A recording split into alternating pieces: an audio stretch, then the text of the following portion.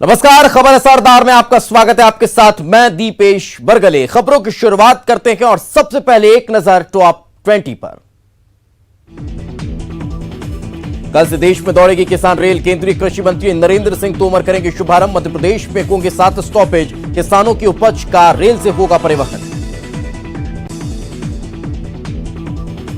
सुशांत सिंह मामले में सीबीआई दर्ज कर रखी है एफआईआर। बिहार पुलिस के संपर्क में है सीबीआई। जांच टीम का किस्सा है बिहार की रहने वाली आईपीएस नुपुर प्रसाद। ईडी को मिले सुशांत सिंह राजपूत के 4 बैंक अकाउंट।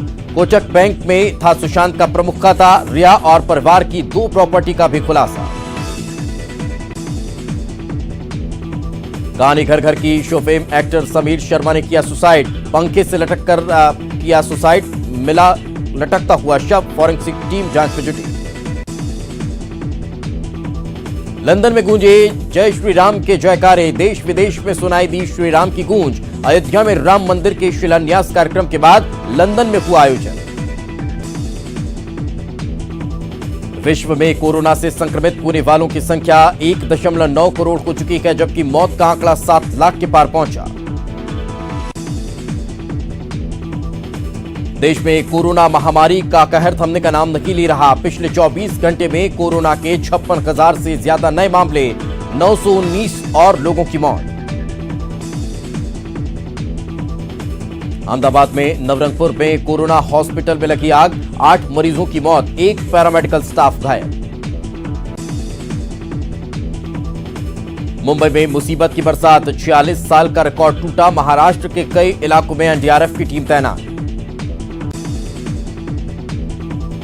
भारी बारिश से कर्नाटक के भी कई इलाके बाढ़ से प्रभावित। बेलगाम में एक मंदिर बाढ़ के पानी में घिरा। केरल के मल्लपुरम में भारी बारिश के बाद चिलियार नदी में हुई लबालब। आसपास के इलाके पूरी तरह से जलमग्न। जैसलमेर में रेत के बवंडर में आफत। बादलों की तरह बढ़ता दिखा बवंडर। लोगों में दहशत। बिहार के खगड़िया में बागमती का कटाव तेज। चंद सेकंड में बाढ़ के पानी में विशालकाय पेड़ जलमग्न। संघ प्रमुख मोहन भागवत आ सकते हैं भोपाल। 9 अगस्त को भोपाल में संघ की मध्य प्रदेश छत्तीसगढ़ की महत्वपूर्ण बैठक। मीटिंग में शामिल हो सकते हैं संघ प्रमुख। भोपाल और इंदौर में अगस्त 2023 तक दौड़ेगी मेट्रो। नगरीय प्रशासन मंत्री भूपेंद्र सिंह ने अफसरों को दिए निर्देश। निर्धारित समय पर मेट्रो रेल शुरू करने के निर्देश। रायपुर में शर्तों के साथ व्यावसायिक प्रतिष्ठान खोलने की इजाजत। कलेक्टर की चैंबर ऑफ कॉमर्स के साथ बैठक में फैसला। 6 से 12 बजे तक सब्जी दूध और सुबह 8 से शाम 4 बजे तक किराने की दुकान खुलेंगी। लॉकडाउन खत्म होने के बाद भी फिलहाल छत्तीसगढ़ में नहीं चलेंगी बसें। बस ऑपरेटर संघ ने गृह मंत्री ताम्रध्वज साहू को सौंपा ज्ञापन। कहा जब तक सभी मांगे पूरी नहीं तब तक नहीं चलेगी बसें। हनी ट्रैप की सीबीआई जांच की मांग पर हाईकोर्ट में हुई सुनवाई। एसटीएफ चीफ ने पेश की स्टेटस रिपोर्ट। नामों की लिस्ट बंद लिफाफे में की गई पेश। पड़वारी में कर्ज में दबे किसान की थमी सांसें। फांसी लगाकर की खुदकुशी। सूदखोरों से था परेशान। सुसाइड नोट से खुलासा। गुना में जमीन के लिए दंपत्ति की बेरहमी से मारपीट पिटाई कर लोगों ने किया लहूलुहान। गांव के ही लोगों पर मारपीट का आरोप। और चलिए अब खबरें विस्तार से देखते हैं। बात भोपाल की करते हैं। अस्पताल के बाद घर से सीएम शिवराज सिंह चौहान एक्टिव नजर आ रहे हैं। सीएम ने घर से ही कोरोना की समीक्षा बैठक की। घर में 1 हफ्ते के लिए आइसोलेट हैं सीएम शिवराज सिंह चौहान। और वो जिस तरह से अस्पताल से एक्टिव थे उसी तरह की एक्टिविटी अब उनकी घर से भी नजर आ रही है। जिस तरह से सरकार वे अस्पताल से चला रहे थे ठीक वैसी ही सरकार अब उनके घर से चलती हुई नजर आ रही है। चूंकि कोरोना से हाल ही में ठीक होकर स्वस्थ होकर लड़ाई जीतकर मुख्यमंत्री शिवराज सिंह चौहान अपने घर लौटे हैं, तो फिर अभी वो सार्वजनिक तौर पर सभी से मीटिंग नहीं कर सकते, मुलाकात नहीं कर सकते, दफ्तर नहीं पहुंच सकते। इसीलिए उन्होंने अपने घर को ही दफ्तर बना दिया है और वहां पर आइसोलेट रहते हुए वे वहीं से तमाम कामकाज संचालित कर रहे हैं। आज भी समीक्षा बैठक उन्होंने अपने घर से ही की है।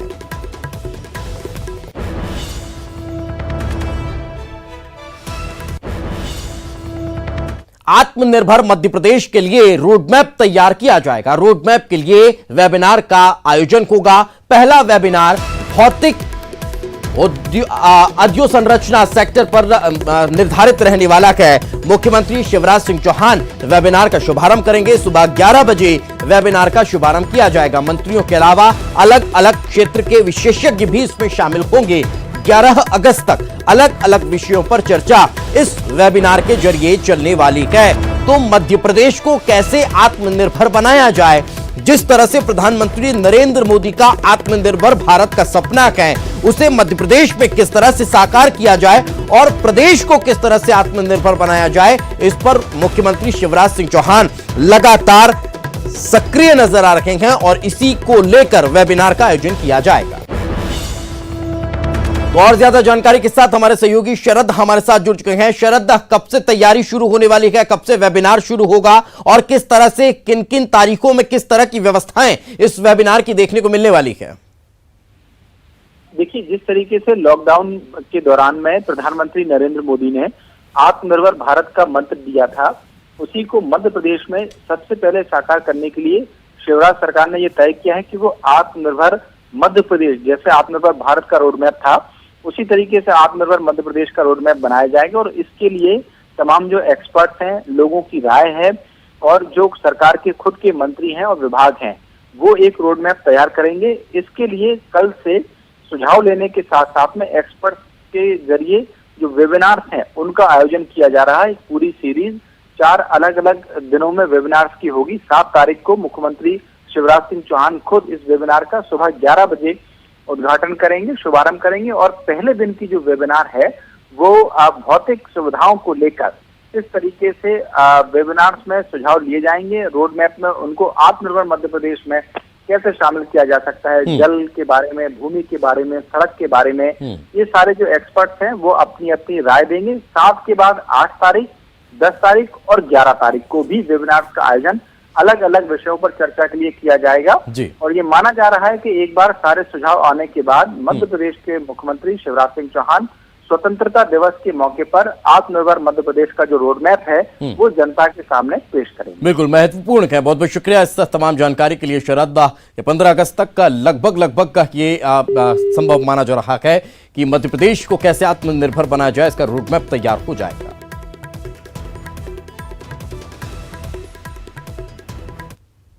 आगे बढ़ते हैं खबर भोपाल से। संविदा स्वास्थ्य कर्मचारियों का प्रदर्शन 7 अगस्त से प्रदेश भर में चरणबद्ध आंदोलन करने की तैयारी है। अपने ऑफिस में आधी रोटी और थाली के साथ ये प्रदर्शन करेंगे। स्थायी नौकरी की मांग को लेकर इनका आंदोलन होगा। 19,000 संविदा स्वास्थ्य कर्मचारियों के द्वारा ये चरणबद्ध तरीके से आंदोलन की प्रक्रिया शुरू की जा रही है, जिसमें सबसे पहला चरण उनका ये होगा कि आधी रोटी और साथ में थाली। इसके साथ ये पहला प्रदर्शन उनका देखने को मिलने वाला है। इसके बाद एक एक कर चरणबद्ध तरीके से इनका यह आंदोलन आगे बढ़ेगा। 19,000 संविदा स्वास्थ्य कर्मचारियों के द्वारा यह प्रदर्शन किया जाएगा और स्थायी नौकरी की मांग इनके द्वारा बुलंद की जाएगी।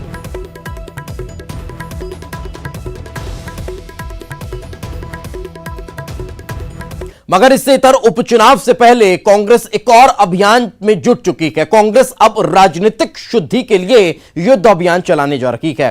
कांग्रेस 27 विधानसभा क्षेत्रों में घर घर जाकर गंगाजल बांटेगी। पीसीसी चीफ ने इस अभियान की शुरुआत कर भी दी है। अब कांग्रेस सांवेर से औपचारिक रूप से अभियान का आगाज करेगी। कांग्रेस के अभियान पर गृह मंत्री नरोत्तम मिश्रा ने तंज कसते हुए कहा कि कांग्रेस पहले अपने मन का शुद्धिकरण कर ले।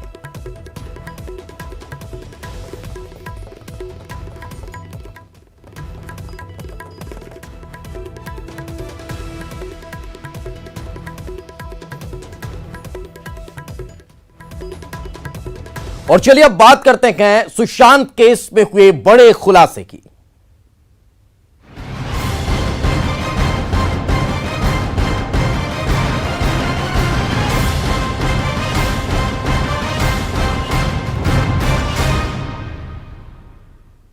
न्यूज 18 आज सुशांत और रिया की प्रॉपर्टी को लेकर बड़ा खुलासा करने जा रहा है। वो खुलासा जो अब तक रहस्य था।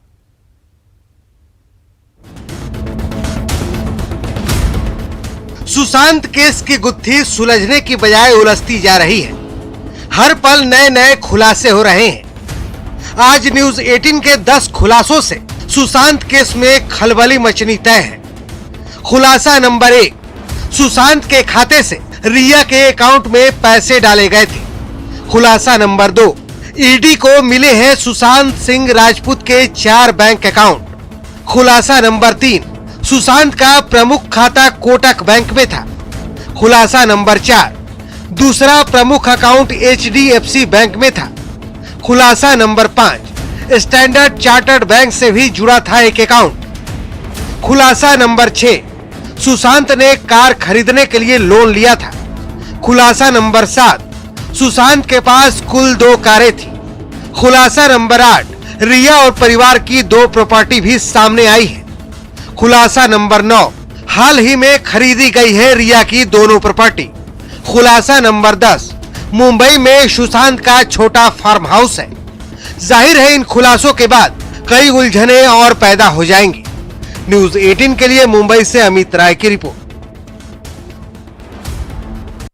राजपूत केस अब पूरी तरह से सीबीआई के हवाले हो चुका है। सीबीआई ने जो एफआईआर दर्ज की है उसमें रिया चक्रवर्ती और उसके परिवार वालों को आरोपी बनाया गया है। पटना के राजीव नगर थाने में के सिंह ने जो एफआईआर दर्ज कराई थी उसमें जिन लोगों को आरोपी बनाया गया उन्हीं लोगों को सीबीआई ने भी अपनी एफआईआर में आरोपी बनाया है। रिया चक्रवर्ती के अलावा उसके पिताजी इंद्रजीत चक्रवर्ती, मां संध्या चक्रवर्ती, भाई शोविक चक्रवर्ती और सैमुअल मिरिंजा श्रुति मोदी को भी आरोपी बनाया गया है।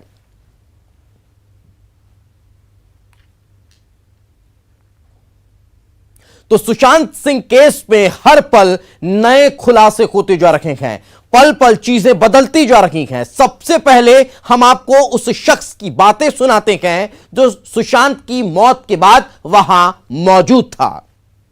जब इंसिडेंट हुई थी उस दिन सुबह हम उनको पूछने वाले थे कि लंच में आप क्या खाओगे, इसलिए हम नॉक कर रहे थे। तो नॉक करा, बहुत देर लॉक नहीं खोलने पर हमने चाबी को दरवाजा चाबी वाले को बुलाया। उनके सहायता से हमने दरवाजा का लॉक तोड़ा और अंदर गया तो देखा कि सर नहीं रहे। तभी जो सच है वो एक्चुअली मैं चाहता हूँ कि इन्वेस्टिगेशन हो इस मैटर में, और मुझे बहुत फेथ है अपने सिस्टम पे, बिहार पुलिस या मुंबई या सीबीआई में। आई होप ये तरह इन्वेस्टिगेशन होके सच सामने आए, क्योंकि मैं भी चाहता हूँ एग्जैक्टली हुआ क्या। रिया के घर पे जाने के बाद उनके सिस्टर घर पे आए थे उनका ध्यान रखने के लिए, और जब दिशा का न्यूज जब उनको पता चला वो पूरा उनका बिहेवियर में बहुत चेंजेस आ चुके थे, क्योंकि that affected him a lot. तो उनके मेंटली वो बहुत ऐसे स्ट्रेस में आ चुके थे और बहुत रो भी रहे थे। सुशांत को जब मैं उस टाइम पे उस दिन देखा था ऐसे, मैं बहुत शॉकिंग लगा मुझे। मतलब ऑफ कोर्स मैं बहुत शॉक में था, लेकिन एज अ पर्सन वो हमारे साथ बहुत ही इन डेप्थ लेवल पे हमको हमारे साथ कॉन्वर्सेशंस करते थे, क्योंकि सुशांत, मैं और बाकी लोग एक कॉमन उनके टॉपिक्स पे हम लोग बात कर रहे थे, जैसे साइंस और हो या फिर स्पेस हो या फिर म्यूजिक और स्पिरिचुअलिटी के लेके हम लोग बहुत सारे बातें हम लोग करते थे। और as a person he was really, इनके एनर्जी लेवल हमेशा बहुत ही अच्छे ही होते थे। इतना कि नहीं, तकरीबन 50 दिन बाद सुशांत सिंह की कॉल डिटेल्स सामने आई हैं। उन कॉल डिटेल्स के अनुसार बेहद चौंकाने वाले खुलासे हो सकते हैं और हुए भी हैं, लेकिन सबसे बड़ी बात यह सामने आई है कि मौत से पहले तकरीबन 6 दिन पहले तक रिया और सुशांत के बीच कोई बातचीत नहीं हुई थी। अब आइए जानते हैं कि सुशांत केस से जुड़ी 10 महत्वपूर्ण बातें क्या हैं। सुशांत की कॉल डिटेल में अहम जानकारी सामने आई है। मौत से पहले सुशांत और रिया के बीच नहीं हुई थी बातचीत। 8 से 14 जून के बीच सुशांत और रिया के बीच बातचीत नहीं हुई थी। रिया ने सुशांत को ना कॉल किया था ना मैसेज। 8 से 14 जून के बीच सुशांत ने अपनी बहनों से बातचीत की थी। बहन मीतू सिंह और श्वेता से सुशांत की बातचीत हुई थी। आखिरी बार सुशांत सिंह ने बिजनेस मैनेजर से फोन पर बात की थी। 14 जून को मैनेजर उदय सिंह से बातचीत हुई थी। एक स्क्रिप्ट को लेकर सुशांत और मैनेजर के बीच बात हुई थी। सुशांत और उदय के बीच 368 सेकंड बात चली थी। 13 जून को सुशांत और उदय की 6 बार बातचीत हुई थी। तो ये वो बड़ी बातें हैं जो कॉल डिटेल्स से निकलकर सामने आई हैं।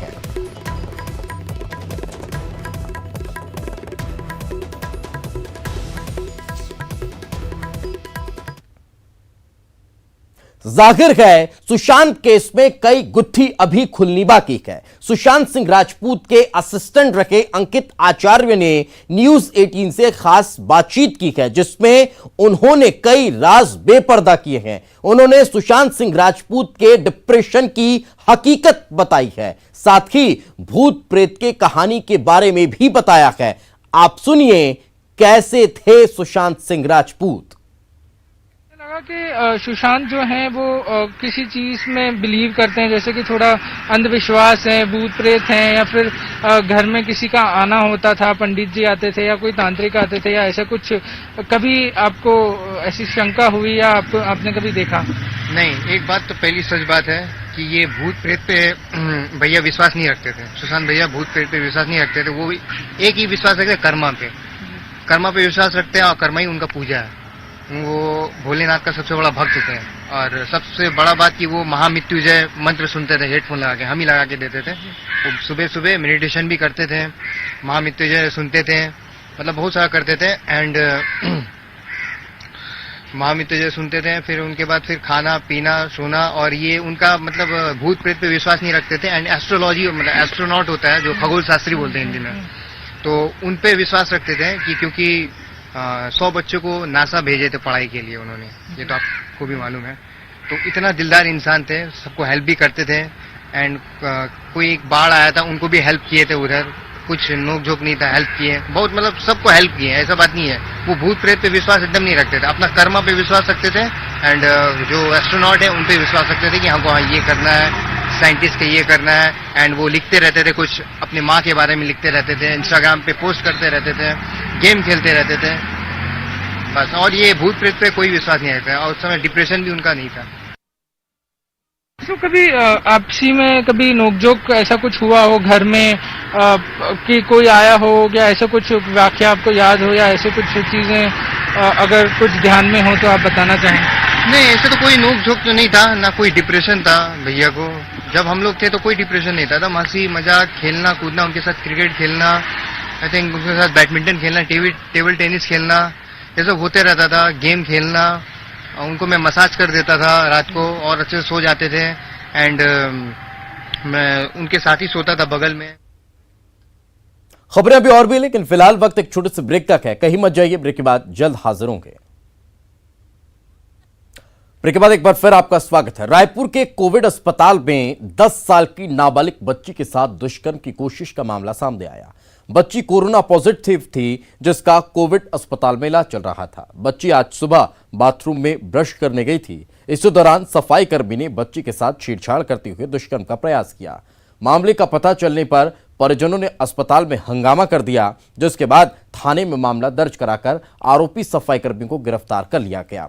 आरोपी के खिलाफ धारा 354 और पॉक्सो एक्ट के तहत कार्रवाई की गई है।